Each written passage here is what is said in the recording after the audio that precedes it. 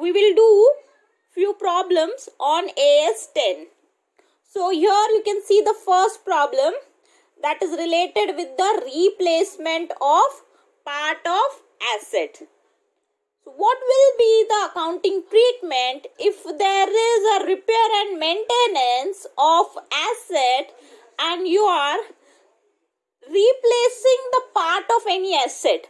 What will be the accounting treatment? That we will see in first question. So first of all, I'll read the question, we will understand the question and then we will solve the problem. So see the first question. Book value of aircraft is rupees 80 lakhs. Okay. Old seats of book value rupees 12 lakhs replaced with new seats costing rupees 16 lakhs. Okay. सो जो plane है, plane का cost है 80 lakhs और क्या हुआ है question में, उसके सीट्स चेंज किए, रिप्लेस क्या किया है, प्लेन के सीट्स चेंज किए, नए सीट्स 16 लाख के हैं और पुराने जो सीट्स थे, जो पुराने हो गए थे, जिसको चेंज किया वो 12 लाख का था. ठीक है, 12 लाख का जो सीट्स निकाल के 16 लाख का सीट्स डाला है. Make entries and prepare aircraft account if old seats sold for rupees 3,50,000. Okay, अभी हम लोगों ने क्या किया, ये 12 लाख का जो सीट्स है जो पुराने हो गए थे उसके बदले में नया सीट 16 लाख का डाला, पर ये जो पुराने सीट्स थे इसको 3,50,000 में बेचा. ठीक है, ये बिका भी है, ये 12 लाख का सीट्स 3,50,000 में बेचा है. तो अब इस केस में हम लोग क्या करेंगे, ठीक है, जब भी रिप्लेसमेंट कर रहे हो, कोई पार्ट है वो रिप्लेस कर रहे हो और वो भी मेजर एक्सपेंडिचर है, तो अकाउंटिंग ट्रीटमेंट क्या होता है अब वो देखते हैं. Okay, as I told you, see if the repair and maintenance expenditure is fulfilling the criteria of recognition of asset as per the AS10, then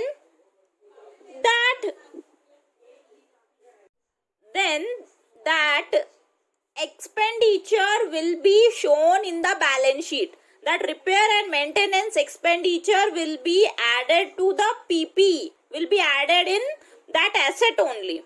Okay, so if there is any economic benefit from the repair and maintenance, if you are getting any economic benefits from the replacement, then that will be shown in balance sheet. Okay, so in this case, if you will replace the old seats with the new seats, then definitely there will be the economic benefits. Okay, you can charge to the customers more fare, so you can get the economic benefits. The cost will reduce if you will exchange the old seats with the new seats, so there is the economic benefits. So here the replacement expenditure will be shown in the balance sheet. Okay, it will be added to the aircraft account. So first of all we will see the journal entries. Okay, always firstly we record the transactions in journal entry. Okay, so what will be the journal entry? See, aircraft means anything, it can be plane, helicopter, anything which flies. Okay, so aircraft account, debit to bank. हम लोगों ने क्या किया है, replace किया है तो भी कितना आएगा, 16 लाख. कितना रिपेयर करने में कितना गया, न्यू कॉस्ट, न्यू सीट्स कितना था, 16 लाख. तो इस 80 लाख में ये 16 लाख ऐड हो जाएगा, इस 80 लाख में ये 16 लाख ऐड हो जाएगा, क्योंकि because this replacement is going to give economic benefits to the organisation. So 16 lakhs will be shown in aircraft account in balance sheet. तो रिपेयर करने में 16 लाख रुपए गया.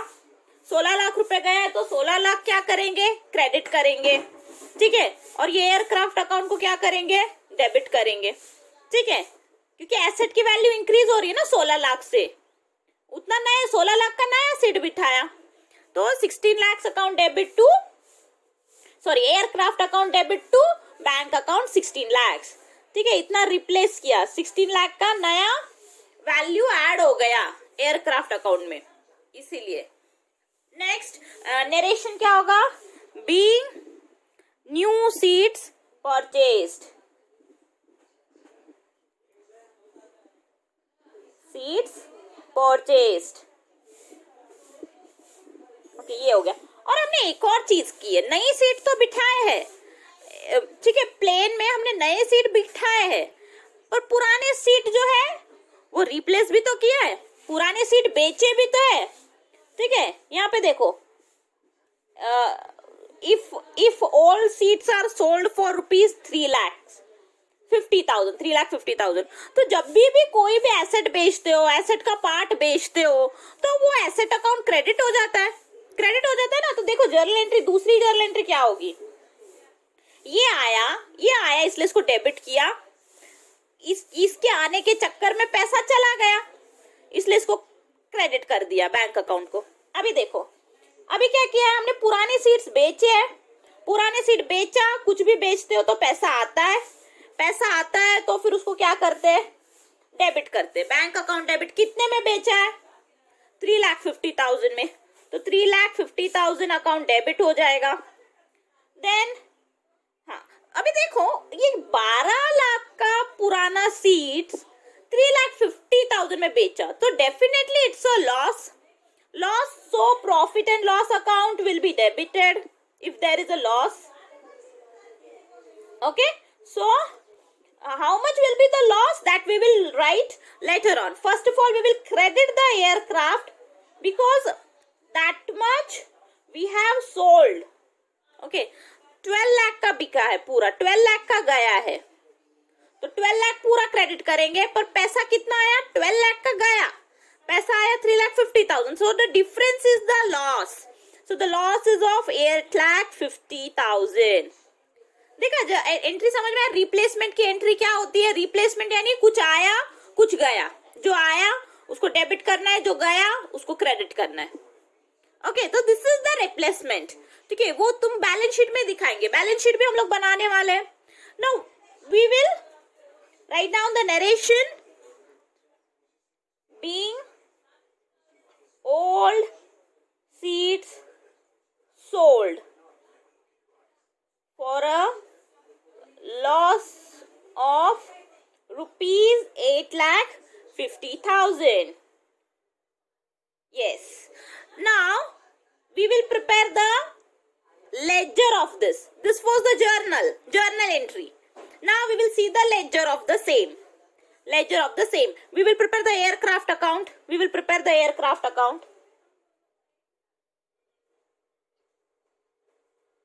Nothing is difficult.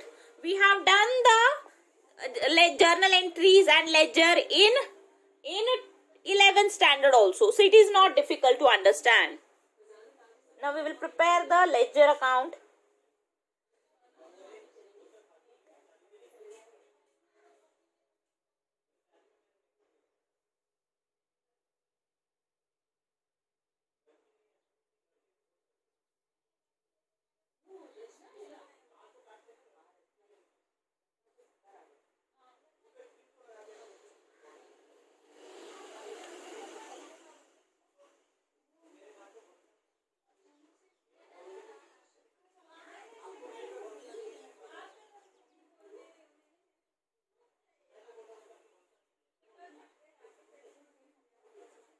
First of all, it is an asset. Aircraft is the asset. So the balance you have to start from debit side. To balance brought down. How much is the balance in the aircraft? 80 lakhs. The book value was 80 lakhs. Already it was 80 lakhs. 80 lakhs में हम लोगों ने कुछ बेचा, कुछ खरीदा, कुछ नया सीट्स बिठाया, कुछ गया, कुछ आया. तो जो आया है वो डेबिट में लिखेंगे और जो हमने बेचा वो क्रेडिट में लिखेंगे. Simple. Okay. So the new seats was of rupees how much? The new seats was of rupees 16 lakhs. See here, new seats costing rupees 16 lakhs. So this much is the value addition in the aircraft to bank. Debit में लिखेंगे asset real account का rule, जितना भी तुमने नया बिठाया है वो डेबिट में आएगा. And how much is sold? The asset is sold for 3,50,000. The asset is sold for 3,50,000. Okay, so that much has been gone. So by bank, जितने में बेचा एग्जैक्ट अमाउंट लिखनी है. बाय बैंक, ओके, इतना गया.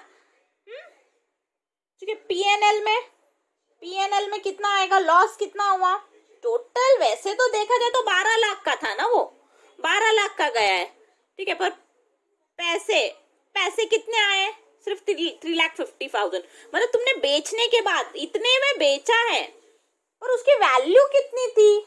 Old seats की value थी 12 lakhs. उसको बेचा कितने में? 3,50,000 में. तो 3,50,000 बाय बैंक आएगा. एग्जैक्ट कैश दिखाना ना, बाय बैंक टू बैंक में तो एग्जैक्ट कैश दिखाना है. तो बचा कुचा जो लॉस है वो भी दिखाएंगे. By profit and loss, how much it is?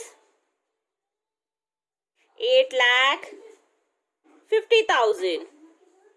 मतलब ये जो 12 लाख था ना, 12 लाख में से 3,50,000 माइनस किया तो लॉस हुआ 8,50,000. वो ऐसे दिखाना है. लॉस इधर दिखाना है, क्रेडिट में दिखाते. एसेट पे हुआ loss. The loss on asset sold will be credited in the asset account, in that asset account. So here 8,50,000 will come. Now do the balancing figure. इतना आया, इतना गया. Now the balance, the value of aircraft in the account is how much? Solve it. You will get by balance carried down. Now the value of aircraft is 84 lakhs. 84 lakhs.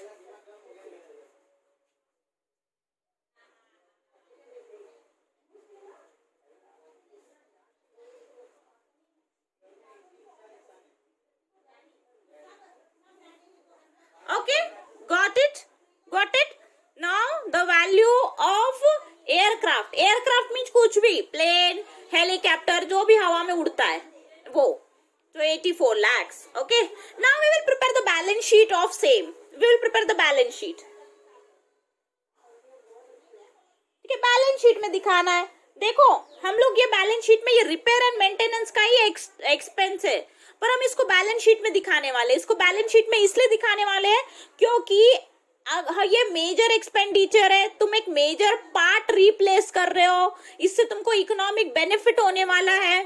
ठीक है, तुम्हारा cost कम हो जाएगा. Seats पुराने थे तो उसको साफ सफाई का ज्यादा खर्चा आ रहा था, अभी तुमको साफ सफाई का ज्यादा खर्चा नहीं आएगा.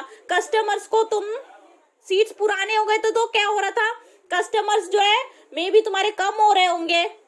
ठीक है, या फिर कस्टमर को तुम ज्यादा नहीं चार्ज कर पा रहे थे. अभी तुम अच्छे सीट्स प्रोवाइड कर रहे हो, अच्छी सर्विस प्रोवाइड कर रहे हो, तो तुम ज्यादा चार्ज भी कर सकते हो, अच्छी सर्विस दे रहे हो. तो there is a economic benefit, and because of this we are writing it in balance sheet.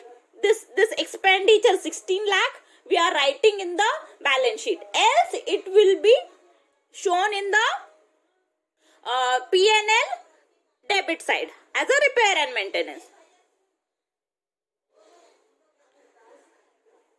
Okay, now we will prepare the balance sheet.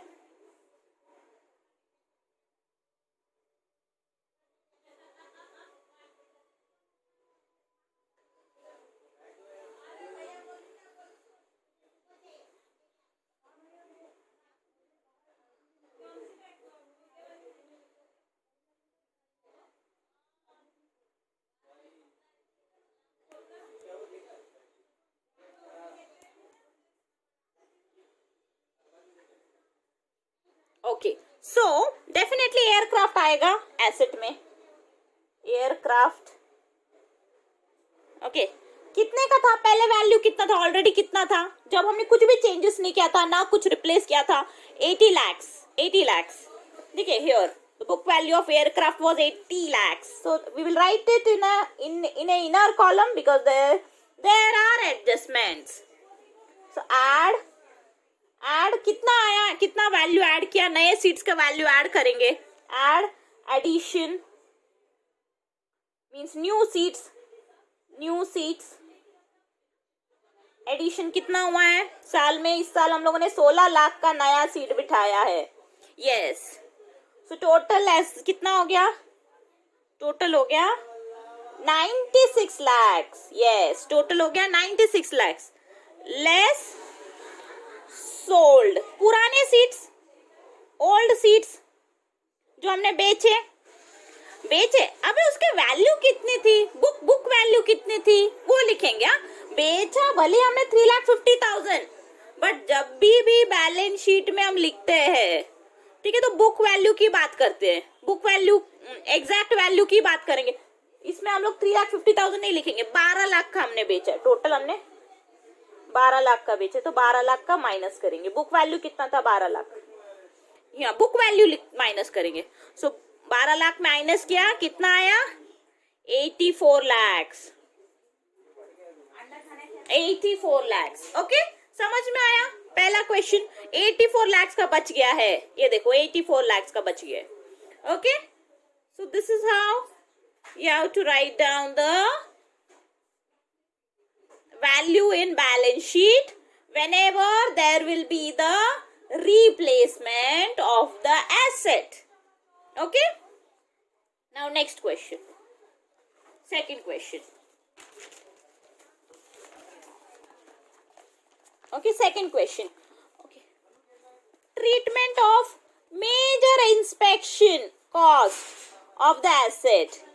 Treatment of the major inspection cost means inspection यानी major repairment cost. अब हम लोगों ने कुछ replace नहीं किया है, कुछ निकाल कर कुछ बिठाया नहीं है, but still there is a major repairment cost. बाकी जरूरी थोड़ी है कि हमेशा रिप्लेसमेंट करो, रिपेयर का भी खर्चा आता है ना, तो मेजर रिपेयर का खर्चा है. Suppose the expert has been come from foreign countries. Okay, कोई प्रोफेशनल आया है, कोई इंजीनियर आया है फॉरेन कंट्री से तुम्हारे मशीन्स वगैरह रिपेयर करने के लिए, और उनको तुम लोगों ने बहुत बड़ी अमाउंट दी है रिपेयर एंड मेंटेनेंस की. तो वैसे केस में even if there is no replacement of any part, but that major repair and maintenance expenditure will be shown in balance sheet only, will be added to PPE only. जैसे अभी क्या ना वैसे ही करना है. तो देखो पहले हम क्वेश्चन समझेंगे, क्वेश्चन में क्या चल रहा है. ये क्या है, रिपेयर एंड मेंटेनेंस का खर्चा है बट मेजर है. Okay, so see, book value of plant on 1 April 2019 में कितना, इसका वैल्यू 20 lakhs का था. आगे क्या हुआ, during 2019 a major inspection cost incurred ₹8 lakhs. Make entry journal entry pass करनी है, ठीक है, मेजर एक्सपेंडिचर. तो सिंपल होगा, तुम लोगों को कहाँ दिखाना है ये खर्चा, मेजर है, रिपेयर एंड मेंटेनेंस का खर्चा है, तो तुमको बैलेंस शीट में दिखाना है. तो जर्नल एंट्री, प्लांट रिपेयर किया है कितना, 8 lakhs में, तो बैलेंस शीट में ही दिखाना है. Plant account debit to bank, इतना वैल्यू एडिशन हुआ. तुमने रिपेयर किया, रिपेयर करने के बाद मशीन अच्छे से चलने लगी, प्रोडक्शन बढ़ गया, ठीक है, खर्चा कम हो गया. Definitely there should be economic benefits also, ठीक है, तो तुमको उसमें मॉनेटरी बेनिफिट हो रहा है. तो फिर वो जो खर्चा था वो प्लांट अकाउंट में ही जाएगा, यानी बैलेंस शीट में ही जाएगा. अगर मेजर नहीं होता, माइनर होता, तुमने सिर्फ कुछ स्क्रू वगैरह टाइट कर दिया है, नट बोल्ट वगैरह चेंज किया है, माइनर होता, तो फिर वो तुम कहाँ दिखाते, P&L के डेबिट में दिखाते. But here clearly it is written major inspection, then it will be shown in the balance sheet, it will be added to the plant account only. So plant account debit to bank 8 lakhs. Replace नहीं कर रहे, कोई part नहीं बदल. being major inspection cost, being major inspection cost.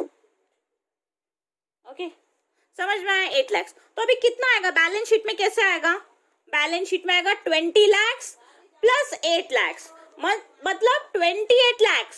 28 lakh आएगा. Now I am not preparing the balance sheet, but the value of plant is in balance sheet. Now it is 28 lakhs. 28 lakhs. Okay. Okay. Now we will see the next question. This was the second.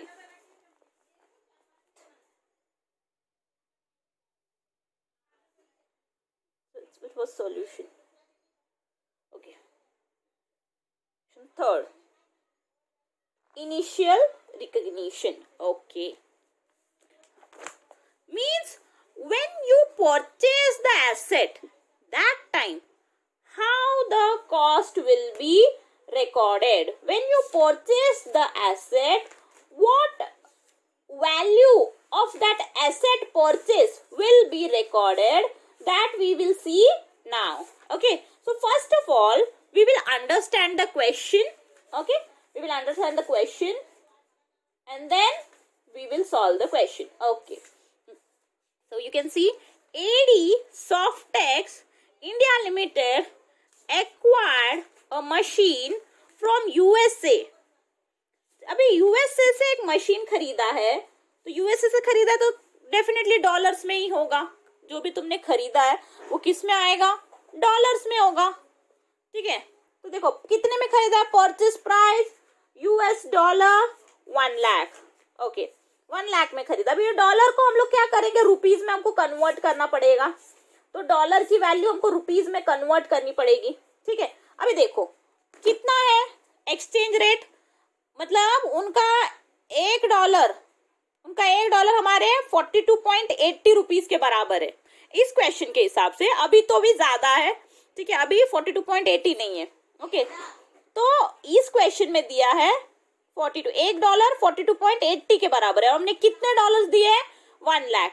तो 1 lakh into 42.80 करेंगे. इसको पहले rupees में convert करेंगे फिर record करेंगे. तो हमने इतने में खरीदा. अभी यूएस से खरीदा है तो ट्रांसपोर्टेशन कॉस्ट भी है. ट्रांसपोर्टेशन कॉस्ट कितना है? डॉलर $5,000 है transportation cost. Okay, custom duty at the rate of 10%. ठीक है, कस्टम जब एक जगह से जब रीजन चेंज होता है, एक कंट्री से दूसरे कंट्री में आता है या फिर एक स्टेट से दूसरे स्टेट में आता है, तो कस्टम ड्यूटी लगता है. तो कस्टम ड्यूटी कितना है? 10%. मतलब टैक्स भी लगता है तुमको. वो मशीन खरीदने में ट्रांसपोर्टेशन का खर्चा आया, कस्टम ड्यूटी लगा, against which the company is entitled to enjoy duty drawback. ठीक है, मतलब ये वापस होने वाला है. ठीक, ये जितना भी है कितना है custom duty? 5,000 at the rate of 10% against which the company is entitled to enjoy duty drawback. वो वापस होने वाला है. मतलब ये रिफंडेबल टैक्स है. रिफंडेबल टैक्स है तो वो हम लोग माइनस करेंगे. रिफंडेबल टैक्स है तो वो हम माइनस करेंगे, वो नहीं लेंगे. ओके, इसको हम लेंगे ही नहीं. माइनस करने की भी जरूरत नहीं है. इसको माइनस करने की भी जरूरत नहीं है क्योंकि वो इंक्लूड नहीं है. अगर वो इंक्लूड होता ना तो हम माइनस करते. तो ये जो है ना ट्रांसपोर्टेशन कॉस्ट, ये लेंगे. ये जो कस्टम ड्यूटी है ना, ये custom duty at the rate of 10% against which the company is entitled to enjoy duty drawback. So जो रिफंडेबल टैक्स होते हैं, ठीक है, या फिर वो सारे टैक्स जिसका तुमको कुछ खर्चा हुआ ही नहीं क्योंकि ये रिफंडेबल है ना. तो अगर इसमें अगर वो इंक्लूड होता तो माइनस करते, पर अभी इंक्लूड है ही नहीं ना, इसमें वो इंक्लूड भी नहीं है तो इसको लेंगे ही नहीं. ये लाइन को इग्नोर करेंगे क्योंकि ये रिफंडेबल टैक्स है, इसलिए इसको क्या करेंगे? हम इग्नोर करेंगे. ओके, अब आते हैं इंस्टॉलेशन एक्सपेंस ₹1,50,000. टेक्निकल फीस कितना है? टेक्निकल फीस इंस्टॉलेशन एक्सपेंस लेंगे हम 1,50,000. टेक्निकल फीस अभी इंस्टॉल करने के लिए जो भी टेक्नीशियन आया था उसको, वो यूएस का मशीन था तो वो यूएस से आया था, तो उसको कितना दिया हम लोगों ने फीस? ठीक है, उसको दिया है $1000। अभी उसको कितना एक्सचेंज रेट कितना है, अभी 43 है। मतलब मशीन जब तक आ रही थी तब तक 42.80 था, पर इंस्टॉलेशन करने तक डॉलर का दाम जो है वो 43 रुपीज के बराबर हो गया। $1 का दाम 43 रुपीज के बराबर हुआ। तो अभी हम लोग 43 से इंटू करेंगे। Expenses for trial run rupees 50,000. Income from selling products. Okay. Expense for अभी मशीन लाई है तो उसको ट्राई करेंगे ना। ट्राई करते वक्त कुछ रॉ मटेरियल्स लगेगा, हमको भी पता नहीं है मशीन कैसे ऑपरेट करना है, तो कुछ टूटेगा फूटेगा, रॉ मटेरियल्स वगैरह लगेगा ट्राई करने में। तो वो कितना आया उसका खर्चा 50,000। ठीक है, पर जो प्रोडक्ट बने, ठीक है, income from selling product obtain in the process of trial run ₹20,000। 50,000 से हम लोगों ने ट्रायल में गया ट्राई करने में, पर जो प्रोडक्ट बने 50,000 खर्च करने के बाद जो प्रोडक्ट बने वो प्रोडक्ट 20,000 में बिके भी। यानी ट्रायल एंड रन का नेट एक्सपेंडिचर कितना आ रहा है 50,000 माइनस 20,000, यानी सिर्फ 30,000 लेंगे। सिर्फ 30,000 लेंगे।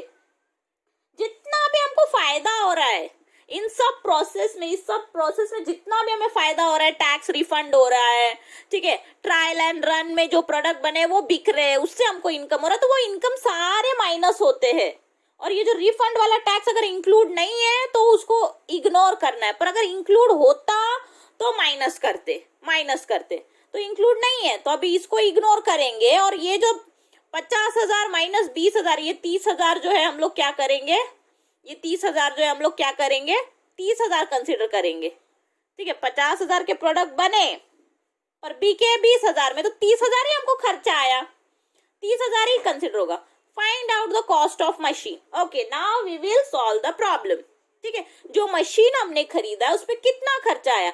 As I told you while teaching AS10 also that the cost of the machine, the cost of the asset purchased will be considered right from asset purchase till it get ready for the use। जब से उसको खरीदा वहां से लेके जब तक वो यूज करने के कंडीशन में नहीं आ जाता तब तक जितना भी खर्चा हुआ है वो सब आएगा, किस में आएगा, वो सब उस मशीन का ही कॉस्ट होगा, उस मशीन को ही चार्ज करना है। अभी हम सॉल्व करते, मतलब सब कुछ इसमें आएगा। अभी सॉल्व करते समय तुम्हें समझेगा। See the third question. Okay, तो first of all we will write down the cost of machine.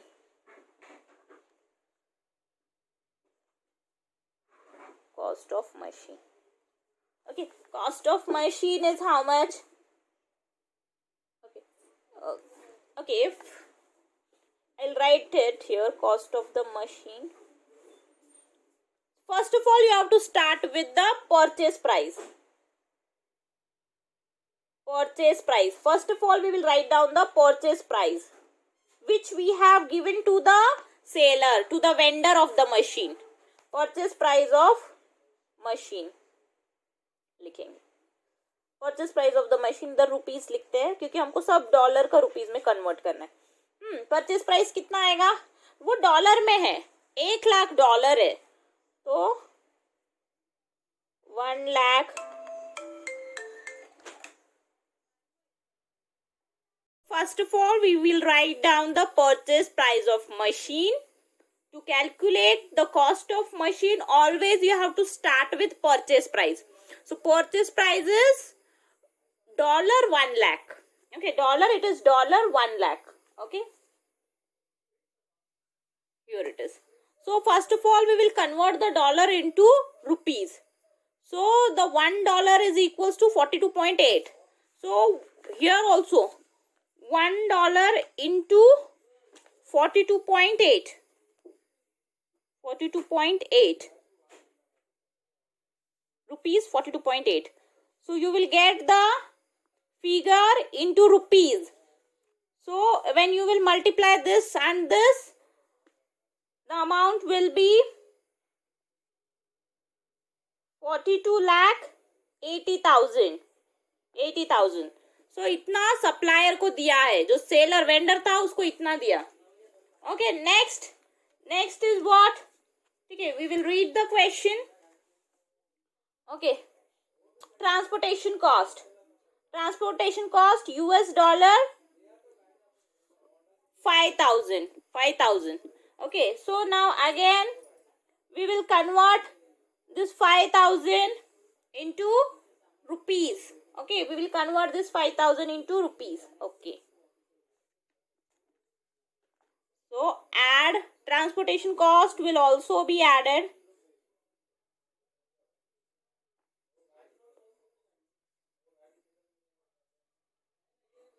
Transportation cost is how much it is?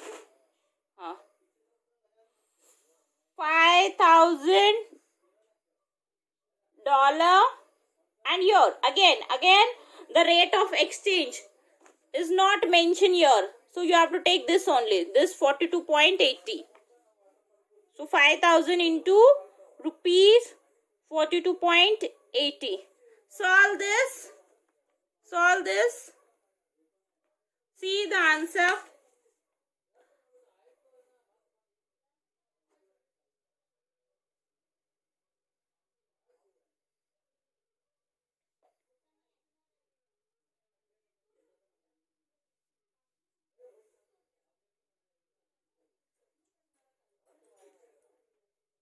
Okay, so the answer will be, when you multiply this, you will get the answer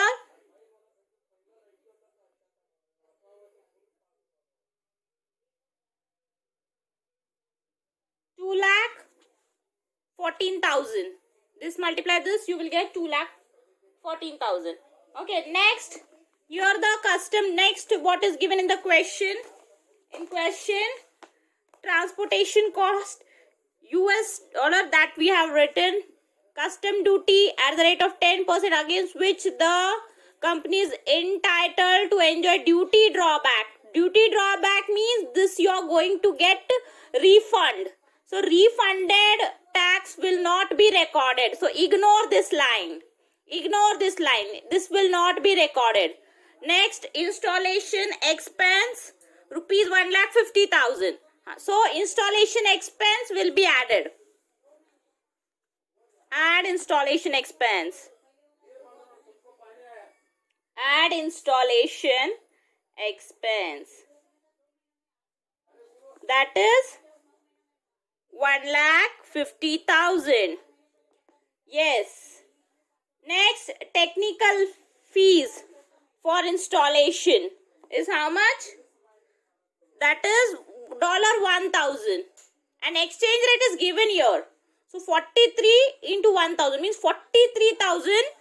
That is installation fees. That will also be added. Okay. Installation expense 1,50,000. Okay. Then add technical fees for installation. Technical fees for installation. Installation, how much it is? $1,000. $1,000. Okay, exchange rate is rupees 43. Okay, exchange rate is 43. It is given in the question. So in rupees it will be 43,000. Okay, now next is what? Expense for trial and run 50,000. Income from selling products obtained in the process of trial and run is 20,000. जब उसको हम try कर रहे थे, मैंने तुमको बताया 50,000 का इनकम हुआ. ठीक है, और वो प्रोडक्ट कितने में बेचे?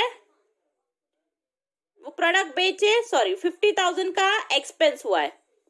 जब हम ट्राई कर रहे थे प्रोडक्ट पे तो रॉ मटेरियल्स लगा. ठीक है, जो टोटल एक्सपेंस है जो वो प्रोडक्ट बनाने में 50,000 आया. And income from selling the product obtained in the process of trial run is rupees 20,000. Okay, इतने का इनकम हुआ है और इतना एक्सपेंस हुआ है.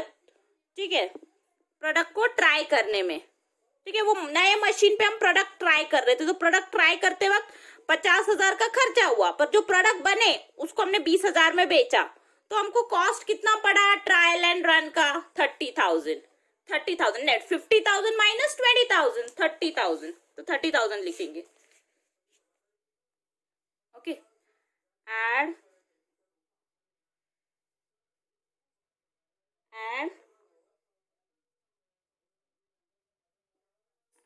add expense add net income लिखते हैं, ठीक है। हम ऐसे भी लिख सकते हैं, expense from trial run ₹50,000, expense expenses for trial run 50,000, ठीक है। एक्सपेंस ऐड करेंगे और less income from selling products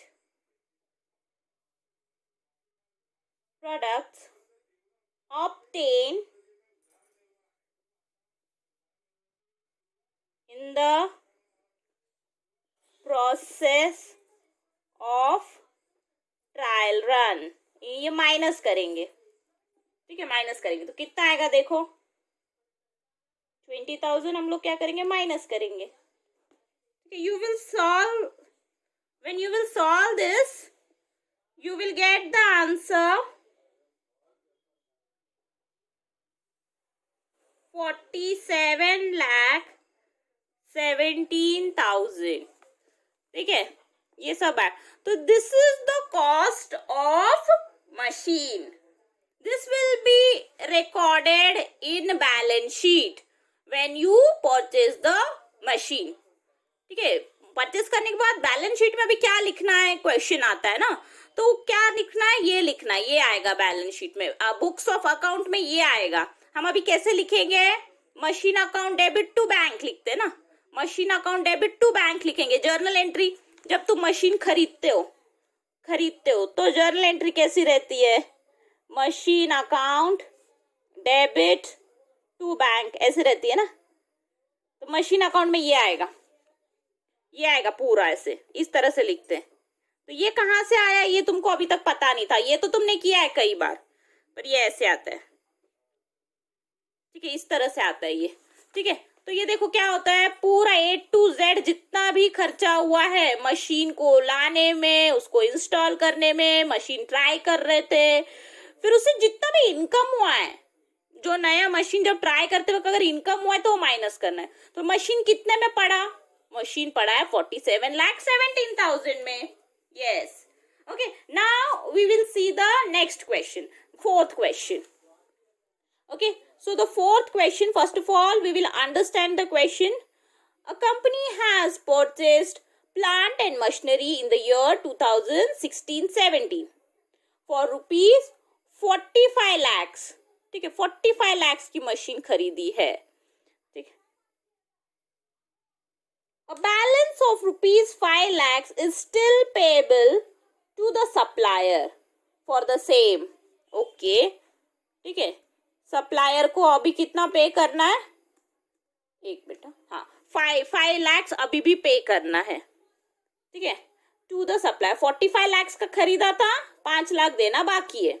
the supplier waived of the balance amount during the financial year 2019-20।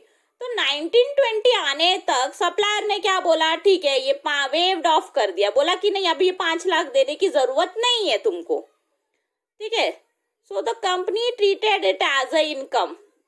Company को अभी देना नहीं है, 5 लाख देना नहीं है, सप्लायर ने क्या बोला, 45 lakhs का था, 5 लाख देना बचा था, ठीक है, अभी मत दो। तो कंपनी ने क्या कर दिया, वो इनकम में दिखा दिया, ठीक है, इनकम में लिख दिया। किधर है वो, ये 5 लाख जो है वो किधर दिखाया, इनकम में दिखाया। तो क्वेश्चन में क्या पूछा है, whether the accounting treatment of the company is correct, अगर ये सही है क्या, and state with the reason. Okay, तो अभी हम इसको देखेंगे। The answer is the accounting treatment is wrong, your the accounting treatment is wrong. अगर तुमको कुछ भी फायदा हो रहा है, ये जो तुमने प्लांट खरीदा है 45 lakhs का, अगर इसमें फायदा हो रहा है तो वो फायदा इसमें से माइनस करना है, इसमें से ही माइनस करना है। यानी तुम्हारा प्लांट एंड मशीनरी का वैल्यू हो जाएगा 40 lakhs, 40 lakhs, समझ में आया, 40 lakhs हो जाएगा 45 lakhs माइनस 5 lakhs हो जाएगा। और ये इनकम में नहीं दिखाना है, कहाँ दिखाना है? बैलेंस शीट में। ये प्लांट का वैल्यू बैलेंस शीट में दिखाया ना 45 lakhs, उस 45 lakhs में से ये 5 lakhs माइनस करना है, यानी 40 lakhs आएगा बैलेंस शीट में। जो भी इसका मशीन का प्लांट का लेजर अकाउंट है ना, उसमें से 5 lakhs माइनस करना है by waived off by the supplier, supplier के नाम से वेव्ड ऑफ लिखना है। तो इसका जो है सॉल्व नहीं करना है, इसका क्या है, सिंपल तुमको लिखना है, स्टेट करना है ना, स्टेट बोला है ना, स्टेट विद द रीजन। तो रीजन कैसे आएगा? इनकम में नहीं दिखाते वो, ये जो कंपनी ने किया है क्वेश्चन में वो गलत है, गलत है। तो कैसे स्टेटमेंट क्या होगा, देखो solution as per AS10 the cost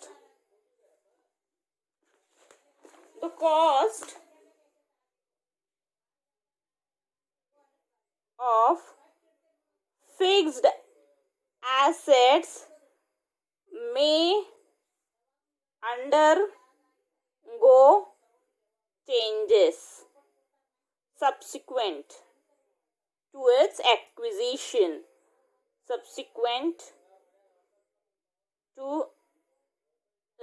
acquisition, मतलब चेंजेस हो सकते हैं, जिस अमाउंट पे तुमने खरीदा है उसमें बाद में चेंजेस हो सकते हैं, एक्विजिशन और construction. There can be changes on account of exchange fluctuation,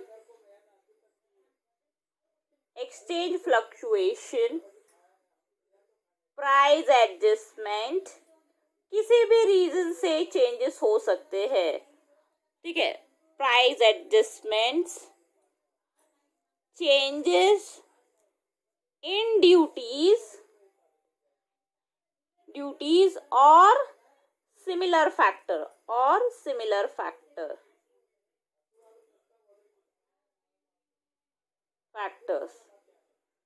The treatment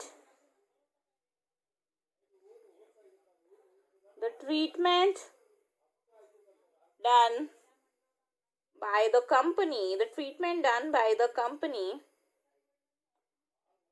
is not correct. Changes हो सकते हैं बट उसको इनकम नहीं दिखाना है अगर फायदा हो रहा है तो, करेक्ट, ठीक है। चेंजेस क्यों हो सकता है? There is on account of exchange fluctuation, price adjustment, ठीक है। अगर चेंज आ गया है, डॉलर है इधर रुपीज है, तो कभी डॉलर और रुपीज की वजह से कुछ चेंज आ सकता है, ठीक है, एक्सचेंज रेट में चेंज होने की वजह से, ठीक है। मार्केट कंडीशन में चेंज होने की वजह से प्राइस चेंज हो सकता है, तो उस वजह से तुम्हारे जो कॉस्ट ऑफ एसेट जो भी तुमने रिकॉर्ड किया है उसमें चेंज आ सकता है, ठीक है। और there can be any reason, whatever the reason if there is a change in the price of the asset, if there is a change in the cost of asset, if it is increase, then that increase will be added to that asset only, and if there is a decrease, then that decrease will be deducted from that respective asset only. It will not come in P&L, it will not shown as an income, it will not shown as an expense if there is a decrease. तो वो 5 lakhs उसमें से minus करना है। So rupees 5 lakhs should be deducted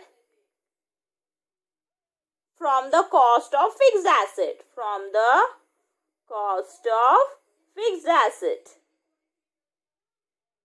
assets, okay, उसमें से deduct करना है।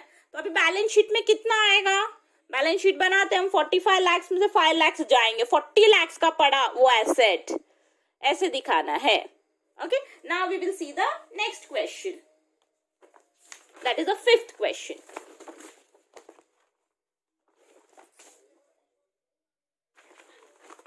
Okay, so the next question is ABC Limited gave 50,000 equity shares of ₹10 each fully paid up in consideration for supply of certain machine by X and company. अभी क्या हुआ है, asset तो खरीदा है, ठीक है, एसेट खरीदा है, क्या खरीदा है, वो भी मशीनरी खरीदा है, मशीनरी खरीदा है, पर कैसे खरीदा है, मशीनरी खरीदने के बाद पैसे नहीं दिए, अपने कंपनी के शेयर दे दिए, ठीक है, ठीक है। एबीसी लिमिटेड ने मशीनरी कैसे खरीदा, शेयर्स देके, किसको शेयर दिया है, एक्स एंड कंपनी को। The shares exchange for machinery are quoted on Bombay stock exchange at 15 per share at the time of the transaction. 10 रुपए का शेयर है, पर उसकी वैल्यू कितनी है आज स्टॉक मार्केट में, कितनी है, मशीन खरीदते वक्त 15 रुपए है। हम लोगों ने क्या किया, शेयर्स दिए और मशीन खरीदा है। नॉर्मली मशीन कैसे खरीदते हैं, पैसा देके खरीदते हैं, उधारी पे खरीदते हैं, पर यहाँ पे उल्टा हुआ है, इधर अलग है, ठीक है। Your shares are issued for the purchase of machinery and that share is of how much, 50,000 equity shares of ₹10 each.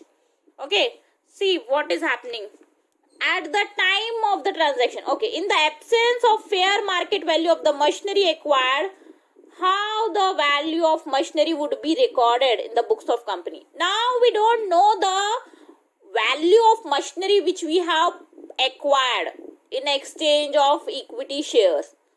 So in such case, if you don't know the fair value, the market value of the machinery acquired, then what will be the value recorded in the books of company? The value recorded in the books of company will be the fair market value of equity shares issued. Okay, fair value of equity shares issued. Okay, so here in this case the value will be 50,000 equity shares into 10 means 50,000 into 15, 15, exact value लेनी है ना, exact value लेनी है। तो इस case में कितनी value हो जाएगी, 50,000 into 15 हो जाएगी, 50,000 into 15 हो जाएगी। समझ में आया? तो 50,000 into 15 यानी कितना हो जाएगा वैल्यू एसेट का, ठीक है। तो एसेट का वैल्यू हो जाएगा 15 into 5 मीन्स 7,50,000, 7,50,000 में रिकॉर्ड करेंगे इस क्वेश्चन में। ओके, ठीक है, मैं बताती हूँ, देखो